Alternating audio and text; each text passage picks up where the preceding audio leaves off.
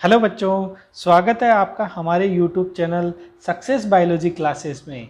कैसे हो बच्चों हमने लास्ट वीडियो तक हमने जो 11th एनसीईआरटी के लास्ट के 2 चैप्टर थे उनको कंप्लीट कर दिया था, जिसमें एक केमिकल कोऑर्डिनेशन व इंटीग्रेशन वाला चैप्टर था और साथ ही साथ एक जो हमारा हार्मोन वाला जो चैप्टर है लास्ट वाला, उसको हमने कंप्लीट कर दिया था। मेनली उसका जो अधिकतर पार्ट था वो हमने क्वेश्चंस के बेसिक्स पर कवर करने का प्रयास किया गया, जिसमें हमने एनसीईआरटी बेसिस जितने भी क्वेश्चंस थे उनको पैराग्राफ वाइज डिवाइड करके आपको प्रोवाइड करवा दिए।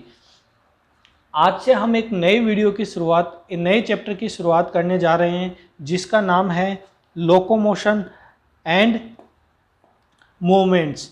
जो हमारे शरीर में लोकोमोशन एंड मूवमेंट्स की क्रियाएं होती हैं उनके बारे में हम अध्ययन करेंगे। हमारे अलावा जितने भी ऑर्गेनिज्म होते हैं उनमें किन किन प्रकार की मूवमेंट्स होती है उनके बारे में भी इस चैप्टर के माध्यम से हम अध्ययन करेंगे। जो आज का हमारा वीडियो होने वाला है वो मसल्स के बारे में होने वाला है और किस प्रकार से मसल्स काम करती है इसकी भी पूरी की पूरी मैकेनिज्म इस वीडियो के माध्यम से हम आपको बताने का प्रयास करेंगे। बच्चों, आपने ये भी फील किया होगा कि जब आप ज़्यादा एक्सरसाइज कर लेते हैं तो आप थक जाते हैं। उसी का रीज़न भी आज हम इसी पार्ट के थ्रू आपको बताने का प्रयास करेंगे कि आप ज़्यादा एक्सरसाइज करने पर थक क्यों जाते हैं। आइए इस पार्ट की शुरुआत करते हैं और बात करते हैं type of muscles and there mechanism. किस प्रकार के कितने टाइप की मसल्स होती है और क्या इनके मैकेनिज्म होती है। उससे पहले अगर आप इस चैनल पे नए हैं तो आप इस चैनल को सब्सक्राइब कर दीजिए और साथ ही साथ बेल आइकन को भी प्रेस कर दीजिए और वीडियो को इतना ज़्यादा शेयर कीजिए कि सारे के सारे दोस्तों तक ये वीडियो आपका पहुंच जाए। इसके अलावा बच्चों, अगर आपको इस वीडियो की पीडीएफ भी चाहिए तो आप हमारे Telegram channel success biology classes को भी ज्वाइन कर लीजिए, जिसका लिंक हमने डिस्क्रिप्शन में भी दे रखा है और इस लिंक के थ्रू भी आप इसे ज्वाइन कर सकते हैं। तो चलिए बच्चों, आज का वीडियो स्टार्ट करते हैं, जिसका नाम है locomotion and movements part first. तो स्टार्ट करते हैं लोकोमोशन एंड मूवमेंट। तो देखो, सबसे पहले आपके लिए एक धुआंधार क्वेश्चन आ रहा है, जिसमें आपको बताने हैं कि कितने कथन निम्नलिखित कथनों पर विचार कीजिए। आपको कुछ कथन दिए गए हैं, इन पर आपको विचार करना है कि इन कथनों में क्या कहा गया है। आप एक बार विचार करके देखिए कि आपके विचार कितने प्रतिशत सत्य होते हैं और कितना प्रतिशत आपने एनसीईआरटी को पढ़ रखा है। ये आपका ये क्वेश्चन बता देगा कि आपका ये वाला चैप्टर अगर पहले से पढ़ा हुआ है तो कैसा पढ़ा हुआ है। अगर ये क्वेश्चन सही होता है तो आपकी प्रिपरेशन काफ़ी हद तक बहुत अच्छी है और आपको बायोलॉजी से डरने की कोई भी ज़रूरत नहीं है, क्योंकि ये चैप्टर आपको नीट में कम से कम 8 नंबर देकर जाएगा ही। और ये 8 नंबर आज आपके पक्के करवाने के लिए मैं लेकर आया हूँ आपके लिए ये वाला वीडियो। तो चलिए पहले क्वेश्चन की बात करते हैं हम। यहाँ पर अमीबा सदस्य जो यूनिसेलुलर एनिमल्स होते हैं में जीव द्रव्य जो उनका साइटोप्लाज्म होता है उनका संचलन, जीव द्रव्य का प्रवाही संचलन इसका साधारण रूप है। तो देखो, जो अमीबा सदृश्य जीव होते हैं उनमें क्या होता है, जो प्रोटोप्लाज्म में मूवमेंट होती है, प्रवाही संचलन, ये क्या होता है, एक गमन का ही प्रकार है। तो ये वाला स्टेटमेंट बिल्कुल सही स्टेटमेंट है। उसके बाद में अगले स्टेटमेंट पे चलते हैं कि कुछ मूवमेंट्स में स्थान परिवर्तन होते हैं, ऐसे ऐच्छिक संचलनों को हम क्या कहते हैं, लोकोमोशन। सबसे पहले तो आपको ये पता होना चाहिए कि मूवमेंट एंड लोकोमोशन होता क्या है। आपने मूवमेंट के बारे में सुना होगा और लोकोमोशन के बारे में भी सुना होगा। तो देखो, दोनों में क्या डिफरेंशियस होता है कि जो लोकोमोशंस होते हैं, जो मूवमेंट्स होते हैं, वो तो क्या होते हैं, एक स्थान पर अगर आपके शरीर पे कोई गति हो रही है, जैसे आप एक जगह खड़े हो और आपने हाथ हिलाया, तो उसमें क्या है, आपके हाथ में क्या हो रहा है, वो मूवमेंट हो रहा है। लेकिन अगर आपने एक जगह से दूसरे जगह का स्थान परिवर्तन कर दिया तो उसे क्या नाम दे दिया जाएगा, लोकोमोशन। तो लोकोमोशन में क्या होता है कि कुछ मूवमेंट में स्थान परिवर्तन होता है, ऐसे ऐच्छिक संचलन क्या कहलाते हैं? लोकोमोशन कहलाते हैं। तो लोकोमोशन वाला ये वाला परिभाषा भी एकदम सही है। यहाँ पर हम पहला वाला स्टेटमेंट और दूसरे वाले स्टेटमेंट को सही बताएंगे। साथ ही साथ अब हम बात करेंगे कि जो पैरामीशियम के सीलिया भोजन की साइटोफेरिंक्स में मूवमेंट और लोकोमोशन दोनों का कार्य करते हैं। तो देखो, जो पैरामीशियम के जो सीलिया होते हैं वो क्या कार्य करते हैं? एक तो जो साइटोफेरिंक्स होते हैं उनमें भोजन का संचलन करने का कार्य भी करते हैं और साथ साथ में अपनी गति करने का कार्य भी वो करते हैं। तो जो ये पैरामीशियम के बारे में दिया गया स्टेटमेंट है ये बिल्कुल सही स्टेटमेंट है कि जो पैरामीशियम के सीलिया होते हैं वो एक तो भोजन को साइटोफेरिंक्स में पहुंचाने का कार्य करते हैं और साथ ही साथ क्या कार्य करते हैं? लोकोमोशन का भी कार्य करते हैं। तो यहाँ तक बच्चों आपको कोई भी डाउट नहीं होना चाहिए। ये आपके एनसीईआरटी का पहला पैराग्राफ यहाँ पर हम उसके बारे में यहाँ पर बात कर रहे हैं।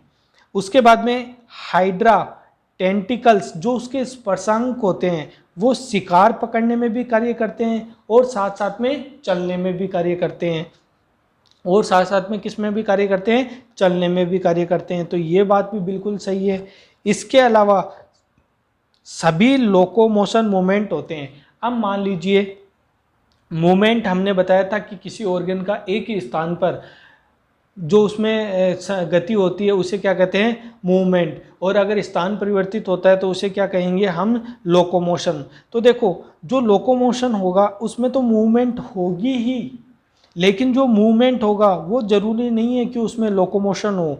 तो यही स्टेटमेंट यहाँ दे रखा है कि सभी लोकोमोशन मूवमेंट होते हैं, मतलब जितने भी गति संचलन होती है वो क्या होती है? मूवमेंट होती ही है, लेकिन सभी मूवमेंट लोकोमोशन नहीं होते। तो ये वाला स्टेटमेंट भी यहाँ पर बिल्कुल सही बात है। आपको अच्छे से समझ में आ जाना चाहिए कि इस वाले पोर्शन में भी कोई गलती नहीं है, क्योंकि आपका पढ़ा हुआ भी है, इसलिए मेरे को लगता है कि आपका सबका ये आंसर सही हुआ। और इसमें सही आंसर क्या हो जाएगा?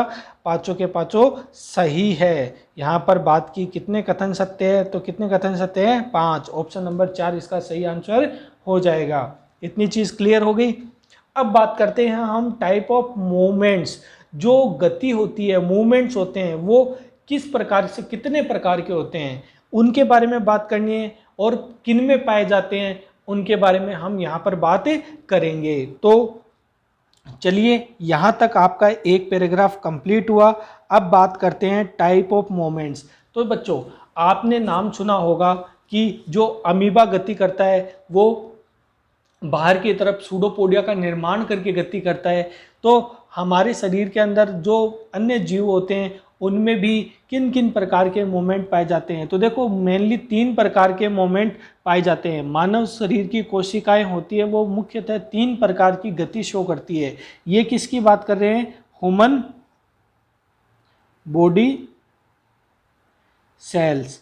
जो ह्यूमन बॉडी सेल्स होती है वो 3 प्रकार की गति प्रदर्शित करती है। कौन कौन सी गति प्रदर्शित करती है? एक तो होती है अमीबीय गति, जिसे बोलते हैं अमीबोइड मोमेंट। एक क्या होती है? पक्षमापीय गति, जिसे क्या बोलते हैं? सिलेरी मोमेंट। एक क्या होती है? पेशीय गति, जिसे क्या कहते हैं? Muscular moment. तो देखो बच्चों, 3 प्रकार की मोमेंट ह्यूमन बॉडी में जो सेल्स पाई जाती हैं उनमें प्रेजेंट होती है। तो आपको नाम याद रहना चाहिए, अमीबीय, साथ साथ में सिलेरी मोमेंट, और साथ साथ में मस्कुलर मोमेंट। तो देखो, जो अमीबीय मूवमेंट होती है वो आपके जो मैक्रोफेजेस होती है, ल्यूकोसाइट्स होती है, उनमें प्रेजेंट होती है। और उनमें किस प्रकार से गति होती है? प्रोटोप्लाज्म की प्रवाही गति सूडोपोडिया द्वारा होती है। हमने अमीबा के बारे में बात की थी कि अमीबा में गति किस प्रकार से होती है? वो अपने सूडोपोडिया का निर्माण करता है और उसके द्वारा क्या करता है? गति करने का प्रयास करता है। और उसी प्रकार की गति हमारे सेल्स में भी प्रेजेंट होती है। कौन से सेल्स में प्रेजेंट होती है? मैक्रोफेज और साथ साथ में ल्यूकोसाइट्स, जो हमारे एक तो इम्यून सिस्टम की सेल्स हुई और साथ में एक ब्लड सेल्स हुई, उसमें ये प्रेजेंट होती है। तो इसलिए इस गति का नाम क्या रख दिया? Amoeboid movement. उसके बाद में कुछ गति होती है सीलिया द्वारा। तो जो नाम से स्पष्ट है, सिलेरी मूवमेंट में क्या वर्क करेंगे, सीलिया। और जो सीलिया वो प्रेजेंट कहाँ होते हैं, एक तो हमारे रेस्पिरेटरी ट्रैक में प्रेजेंट होते हैं, जहाँ पर बाहर से आने वाले कुछ हानिकारक पदार्थों को हटाने का कार्य करते हैं। और साथ ही साथ इसके अलावा कहाँ प्रेजेंट होते हैं, फीमेल रिप्रोडक्टिव ऑर्गन होता है वहाँ प्रेजेंट होते हैं, और उनमें वहाँ का क्या कार्य करते हैं, ओवा के परिवहन में वो मदद करते हैं। जो अंडे का परिवहन होता है उनमें वो मदद करते हैं। उसके अलावा एक तीसरी गति होती है मस्कुलर, जैसा कि नाम से विदित है कि जो मसल्स के द्वारा जो गति होगी, जैसे हम हाथ हिलाते हैं, जैसे हम चलते हैं, ये सब क्या है, मस्कुलर मूवमेंट है। तो चलिए एक एक की यहाँ बारी बारी से बात करते हैं और जानने का प्रयास करते हैं कि इन गतियों में ये गतियाँ किस प्रकार से होती है। तो चलिए आगे बात करते हैं अमीबीय गति की। सबसे पहले बात करते हैं अमीबीय गति की। तो देखो, प्रोटोप्लाज्म की प्रवाही गति सूडोपोडिया के द्वारा होती है। नाम हमने बताया अमीबा, अमीबा में गति किस प्रकार से होती है, सूडोपोडिया द्वारा। तो जो ह्यूमन्स बॉडी के अंदर जो सेल्स प्रेजेंट होती है, उनकी कई सेल्स की गति किनके द्वारा होती है, सूडोपोडिया के द्वारा। इन गतियों को हम क्या नाम दे दिया, अमीबीय गति। किन में होती है उसके बारे में भी बात कर लेते हैं। तो ये किन में होती है, मैक्रोफेजेस, ल्यूकोसाइट्स, जो श्वेताणु सेल्स होती है हमारे ब्लड सेल्स की, उसमें, और साथ ही साथ मैक्रोफेजेस जो महाभक्षकाणु सेल्स होती है, जो किसी हानिकारक सेल्स को भक्षण करने का कार्य करती है, उसे क्या कहते हैं, माइक्रोफेजेस सेल्स कहते हैं। इसके अलावा साइटोस्केलेटल एलिमेंट्स लाइक माइक्रोफिलामेंट्स, उनमें क्या होती है, ये गति प्रेजेंट रहती है। तो जो साइक्लोस्केलेटन एलिमेंट्स है जैसे माइक्रोफिलामेंट्स, उनमें भी क्या होती है, अमीबीय गति प्रेजेंट रहती है। अब हम बात करते हैं दूसरे नंबर की गति की, जिसका नाम है पक्षमापीय गति। क्या नाम है, पक्षमापीय गति। तो देखो बच्चों, नाम से स्पष्ट हो रहा है कि इसमें क्या कार्य करेंगे, सीलिया काम करेंगे। और सीलिया हमारे शरीर में कहाँ पाए जाते हैं, हमारे शरीर के जो ट्यूबुलर ऑर्गन होते हैं, जो नलिकाकार भाग होते हैं, जैसे ट्रेकिया, वो भी नलिकाकार भाग हुआ। और साथ ही साथ जो फीमेल रिप्रोडक्टिव ट्रैक है, वो भी क्या हुआ, नलिकाकार भाग हुआ। और इन भागों पर क्या होती है, सीलिएटेड एपिथेलियम पाई जाती है, इससे कवर रहते हैं। इससे क्या होगा, इससे ट्रेकिया में सीलिया की कोऑर्डिनेटेड मूवमेंट से एटमॉस्फेरिक एयर से प्रवेश करने वाले धूल के कण को अलग करती है। तो इस प्रकार की गति से क्या होगा, जो ट्रेकिया में जो भी एयर के साथ जो भी धूल के कण आएंगे, उनको क्या करेगा, हटाने का कार्य करेगी। और साथ ही साथ जो फीमेल रिप्रोडक्टिव पार्ट होते हैं, उनमें जो सीलिया क्या वर्क करते हैं, ओवा के परिवहन में मदद करते हैं। तो इतनी चीज़ आपको क्लियर हो जानी चाहिए। हमने दो बात की थी, एक तो अमीबीय गति, ठीक है, और दूसरी बात कर ली हमने सिलेरी मूवमेंट की। तो सिलेरी मूवमेंट के बारे में भी पढ़ लिया कि बॉडी में दो जगह, एक तो ट्रेकिया और दूसरा हमने बात किया फीमेल रिप्रोडक्टिव ट्रैक के अंदर। अमीबीय गति के बारे में बात किया, मैक्रोफेजेस और ल्यूकोसाइट, और साथ ही साथ साइक्लोस्केलेटल एलिमेंट्स लाइक माइक्रोफिलामेंट्स में प्रेजेंट होती है। उसके बाद में हम बात करते हैं अब तीसरी गति,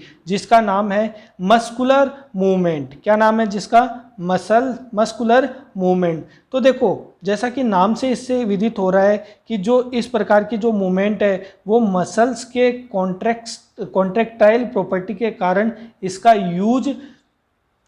यूज लोकोमोशन और मूवमेंट के लिए human majority of multi cellular organism करते हैं। तो देखो, मसल्स के कॉन्ट्रैक्टाइल प्रॉपर्टी के कारण, जो संकुचन के गुण के कारण से इसका यूज लोकोमोशन एंड मूवमेंट के लिए human and majority of multi cellular organism करते हैं। मतलब जो इसका कॉन्ट्रैक्टाइल गुण होता है, मसल्स का जो कॉन्ट्रैक्टाइल गुण होता है, उसके कारण से जो ह्यूमन्स है वो लोकोमोशन और मूवमेंट के लिए, और साथ ही साथ majority of multi cellular organism होते हैं, वो क्या करते हैं, गति के लिए इसका यूज़ करते हैं। हमारे जो लिम्स, जो एंड जो टंग्स होती है, उनकी गति किस प्रकार की होती है, मस्कुलर मूवमेंट होती है। तो ये हमारा ये मस्कुलर मूवमेंट वाला पार्ट था। आई होप आपका सारा का सारा कवर हुआ होगा। अगर इसमें किसी भी प्रकार का दिक्कत है तो आप मुझसे पूछ सकते हैं।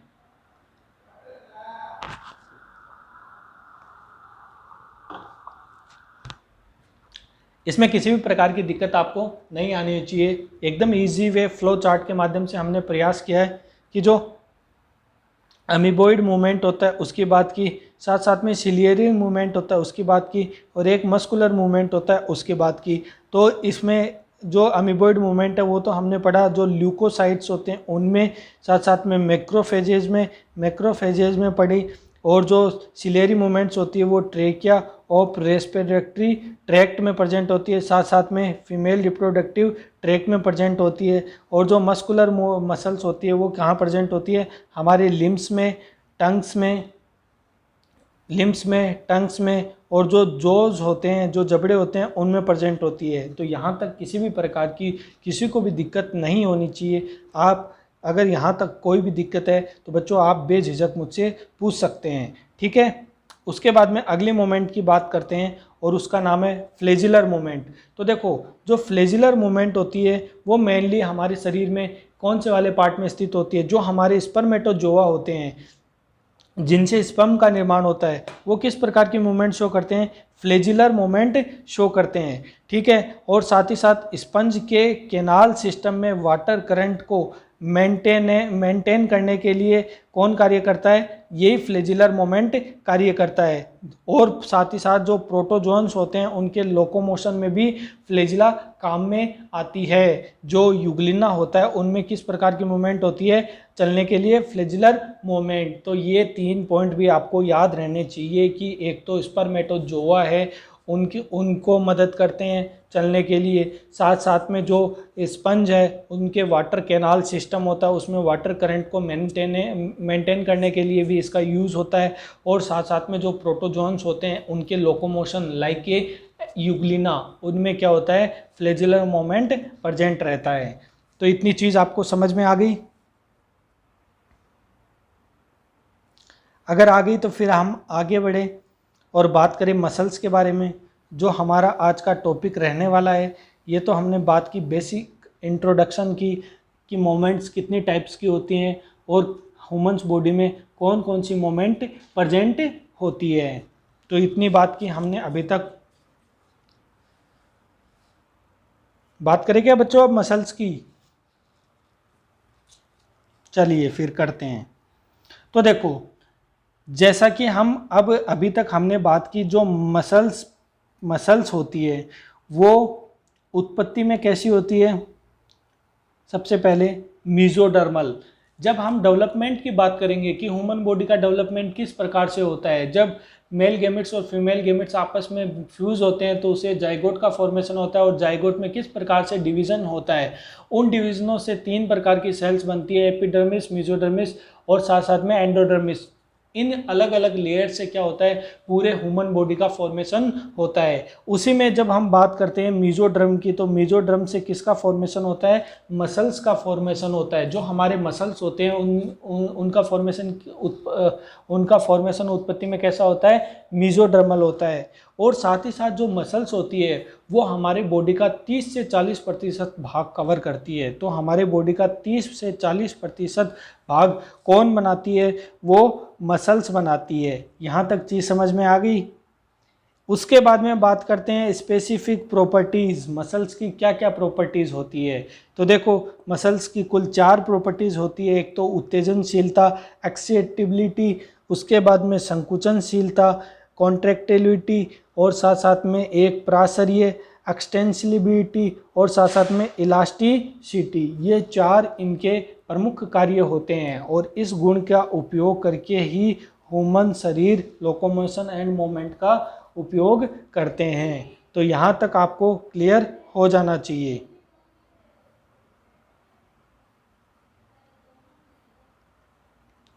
यहाँ तक आपको क्लियर हो जाना चाहिए। अब जो ह्यूमन बॉडी में जो मसल्स है वो कितने टाइप की होती है और कहाँ कहाँ कौन सी मसल्स प्रेजेंट होती है, अब हमें उनके बारे में बात करनी है कि ये मसल्स कितने टाइप की होती है और कहाँ कहाँ प्रेजेंट होती है। तो देखो based on their location they are 3 type of muscles. तो हमारे शरीर में जो मसल्स होती है वो 3 टाइप की मसल्स होती है। पहली मसल्स होती है स्केलेटल मसल्स, जिसे हम कंकालीय पेशी कहते हैं। दूसरी जो मसल्स होती है विसरल मसल्स, जो अंतरंग पेशी कहलाती है। और तीसरी पेशी होती है कार्डियक मसल्स, जिसे हम हृदय पेशी कहते हैं। जैसा कि नाम से स्पष्ट है, कंकाल पेशी है वो कंकाल में प्रेजेंट होगी। जो विसरल मसल है वो हमारे visceral part like as alimentary canal, reproductive tract वहाँ प्रेजेंट होगी। और जो कार्डियक मसल है, जैसे कि नाम से विदित है कि कार्डियक मसल कहाँ प्रेजेंट होगी, हृदय में प्रेजेंट होगी। जो हमारा कार्डियक वाला भाग है उसमें प्रेजेंट होगी। अब हम एक एक मसल्स की बात करते हैं। जो स्केलेटल मसल्स होती है वो कहाँ प्रेजेंट रहती है, किस में प्रेजेंट रहती है, अब उसके बारे में हम बात करेंगे। तो देखो, जो स्केलेटल मसल्स होती है, जो हमारे शरीर में जो स्केलेटल मसल्स होती है वो कंकाल अवयव के क्लोजली एसोसिएटेड रहती है। जो कंकाल होता है, हमारा जो स्केलेटन सिस्टम होता है, जिसमें हमारे सारे बॉडी के पार्ट्स आ जाते हैं, जैसे हेड का जो स्केलेटन है वो हुआ, हाथ का हुआ, पैर का हुआ, इनके चारों तरफ जो पेशियां स्थित होती है वो क्या होती है, स्केलेटल मसल्स। तो जो हमारे स्केलेटन के चारों तरफ जो पेशियां स्थित होती है वो कौन सी मसल्स होती है, स्केलेटल मसल्स। साथ ही साथ बच्चों इसमें क्या है कि जो स्केलेटल मसल्स है उनमें धारियां प्रेजेंट रहती है, धारियां प्रेजेंट रहती है, इसीलिए इसे स्ट्रेटेड मसल्स भी कहते हैं। मतलब जो इसमें जो धारियां प्रेजेंट रहती है उसके कारण से ये क्या, कौन सी मसल्स कहलाती है, रेखित मसल्स। जैसे ये एक मसल्स है तो इसके मसल्स के अंदर ये धारियां प्रेजेंट रहेंगी। ये धारियां प्रेजेंट रहने के कारण से इन पेशियों को दूसरा नाम क्या देते हैं, स्ट्रेटेड मसल्स, या हिंदी में इसे कहते हैं रेखित। क्योंकि इस पर धारियां प्रेजेंट है इसलिए इसका अन्य नाम क्या रख दिया हमने, रेखित मसल्स। रेखित मसल्स कौन सी होती है, स्केलेटल्स मसल्स ही रेखित पेशियां होती है। इसके बाद में आगे की बात करते हैं। इन पेशियों का सीएनएस द्वारा ऐच्छिक कंट्रोल होता है। मतलब जो ये पेशियां होती है उनका सीएनएस द्वारा ऐच्छिक कंट्रोल होता है, इसलिए इसे ऐच्छिक पेशियां या वॉलेंट्री मसल्स कहते हैं। बच्चों यहाँ ध्यान देने वाली बात यह है कि आपके शरीर के अंदर जो मसल्स हैं, जैसे स्केलेटन के चारों तरफ जितने भी मसल्स है, आपका क्या उस पर ऐच्छिक नियंत्रण है। आपने हाथ की मसल्स को फुलाकर दिखा दिया, जब आप जिम करते हो तो आपकी मसल्स इंक्रीज होने लग जाती है, जिसे क्या बोलते हो आप, मैं बॉडी बना रहा हूँ। यही क्या है आपकी बॉडी, जो ये मसल्स है वो आप ऐच्छिक रूप से आप कंट्रोल कर सकते हैं। इसका सीएनएस द्वारा कंट्रोल, पेशियों का सीएनएस द्वारा ऐच्छिक कंट्रोल होता है। इसे आप अपनी इच्छा के अनुसार फुला सकते हैं या अपनी इच्छा के अनुसार छोड़ सकते हैं। तो इसलिए इस पेशियों को, जो कंकालीय पेशियां होती है, उन्हें क्या नाम दिया गया है, ऐच्छिक मसल दिया गया है। और ऐच्छिक मसल्स क्या कार्य करती है, ऐच्छिक मसल्स कार्य करती है शरीर के locomotory activities and change of body posture, जो आपकी शेप है उसको चेंज करने के लिए, और साथ ही साथ आपके गमन के लिए। तो गमन के लिए कौन से मसल्स कार्य करती है, जो आपकी स्केलेटल मसल्स होती है वही फॉर्मेशन करती है। स्केलेटल मसल्स कैसी होती है, स्केलेटल मसल्स होती है, स्ट्रेटेड मसल्स होती है, और साथ साथ में इसे और क्या नाम दिया गया है, वॉलेंट्री। तो पहली जो मसल है वो क्या हुई, SSV, skeletal muscles, striated muscles and voluntary muscles. तीन चीज़ें याद हो गई आपको।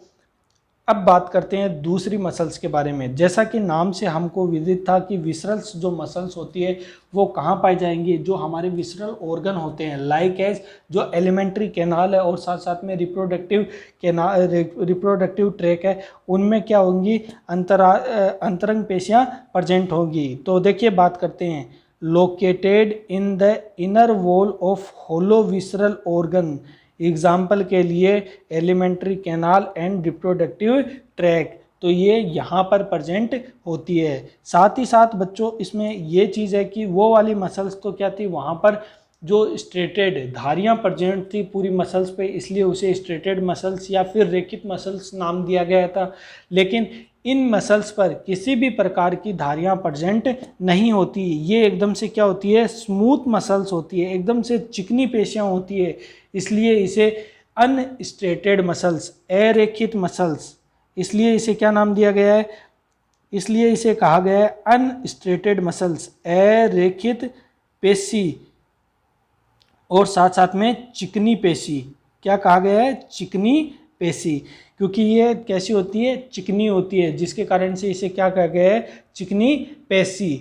इतनी चीज समझ में आ गई।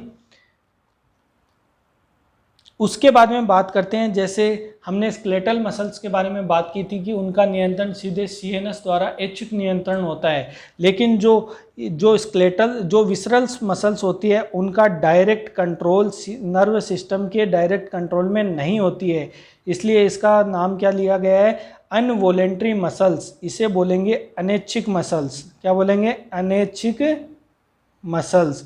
इसे और क्या नाम दे दिया, अनैच्छिक मसल, जिसको हम ऐच्छिक रूप से नियंत्रित नहीं कर सकते। ऐच्छिक का मतलब होता है अपनी इच्छा अनुसार, अनैच्छिक मतलब अपनी इच्छा अनुसार उसे कंट्रोल नहीं कर सकते। और इसका मुख्य वर्क क्या होता है, इसका वर्क होता है डाइजेस्टिव पाथ द्वारा फूड व रिप्रोडक्टिव डक्ट द्वारा गेमिट्स का परिवहन करना। तो जो मसल्स विसरल्स मसल्स होती है वो क्या होती है, एक तो इनर वॉल जो हमारे शरीर के जो खोखले भाग होते हैं उनमें प्रेजेंट रहती है, जैसे एलिमेंट्री कैनाल हुआ, साथ ही साथ में रिप्रोडक्टिव ट्रैक हुआ।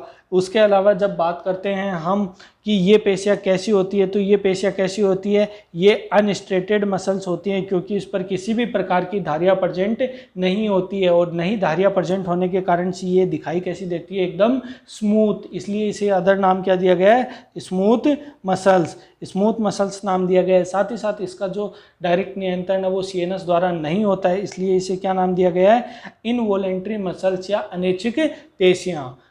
अब तीसरी जो हमारी टाइप बची है वो बची है कार्डियक मसल्स। जो कार्डियक मसल्स होते हैं वो किस प्रकार की होती है, तो देखो कार्डियक मसल, जैसा कि नाम से ही हमें विदित है कि ये मसल्स कहाँ प्रेजेंट होती है, हमारे जो कार्डियक सिस्टम जो हार्ट होता है उसमें ये प्रेजेंट होती है। कहाँ लोकेटेड होती है, जो हमारे कार्डियक पार्ट होता है उसमें ये प्रेजेंट होती है। और साथ साथ में ये क्या होती है, स्ट्रेटेड मसल्स होती है, रेखित मसल्स होती है, इन पर भी क्या पाई जाती है, रेखाएं पाई जाती है, इसलिए इसे क्या नाम दिया गया है, स्ट्रेटेड मसल्स। और साथ ही साथ जो हार्ट की पेशियां होती है, क्या आप उसे अपने अकॉर्डिंग कंट्रोल कर सकते हैं, नहीं कर सकते, इसलिए वो कैसी पेशियां होती है, इनवॉल्ट्री मसल्स होती है। इसका नियंत्रण सीधे नर्व सिस्टम द्वारा होता है, वही इसे कंट्रोल करता है, नर्व सिस्टम ही इसे कंट्रोल करेगा अपने अकॉर्डिंग कि कैसे इसको चलाना है।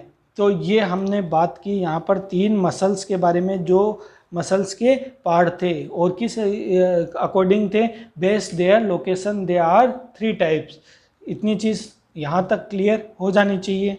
अगर कोई डाउट है तो आप मुझे पूछ सकते हैं, अगर नहीं है तो आप मुझे जल्दी जल्दी बताइए। सबसे पहले स्केलेटल मसल्स की बात करते हैं। जो स्केलेटल मसल्स होती है वो कैसी होती है, क्लोजली अटैच रहती है किसके साथ, स्केलेटन सिस्टम जो हमारा कंकाल तंत्र होता है उससे अटैच रहती है। साथ ही साथ इस पर क्या प्रेजेंट रहती है, धारियाँ प्रेजेंट रहती है, इसलिए इसे क्या कहेंगे, रेखित मसल्स। रेखित मसल्स या इसका नाम अन्य नाम क्या है, स्ट्रेटेड मसल्स। ठीक है, इसके बाद में जो इसका नियंत्रण होता है वो सीएनएस द्वारा, सीधा सीएनएस द्वारा ऐच्छिक कंट्रोल होता है, इसलिए इसे क्या कहेंगे, वॉलेंट्री मसल्स कहेंगे। वॉलेंट्री मसल्स कह दी तो ये तो हमारा कंप्लीट हुआ स्केलेटन मसल्स। इसका वर्क क्या है, लोकोमोशन एक्टिविटी को वर्क करता है और साथ साथ में बॉडी के अपार्चर को चेंज करने का कार्य करता है। उसके बाद में हम बात की दूसरी मसल्स थी विसरल मसल्स। विसरल्स मसल्स क्या होती है, इस पर किसी भी प्रकार की धारियाँ प्रेजेंट नहीं होती है, इसलिए इसे क्या कहते हैं, अनस्ट्रेटेड मसल्स कहते हैं। और साथ साथ में इस पर इसका जो कंट्रोल होता है वो नर्व सिस्टम द्वारा डायरेक्ट नहीं होता है, इसलिए इसे इनवॉलेंट्री मसल्स कहेंगे। इसका मुख्य कार्य क्या होता है, जो डाइजेस्टिव पाथ होता है उसमें फूड का परिवहन और साथ साथ में रिप्रोडक्टिव जो पाथ होता है उसमें जो ओवा है उसका परिवहन, जो गेमेट्स होता है उनका परिवहन करने का कार्य करती है। और तीसरी पेशी होती है कार्डियक मसल्स। कार्डियक मसल्स कहाँ प्रेजेंट होती है? हार्ट में प्रेजेंट होती है। और साथ साथ में किस प्रकार की मसल्स होती है? एक तो स्ट्रेटेड मसल्स होती है, और साथ साथ में इसका ऐच्छिक नियंत्रण नहीं होने के कारण से क्या होती है? इनवॉल्युंटरी मसल्स होती है। तो यहाँ तक आपको किसी भी प्रकार का कोई डाउट नहीं होना चाहिए, अगर है तो आप मुझसे पूछ सकते हैं। फिर आगे हम बात करेंगे मसल्स के बारे में।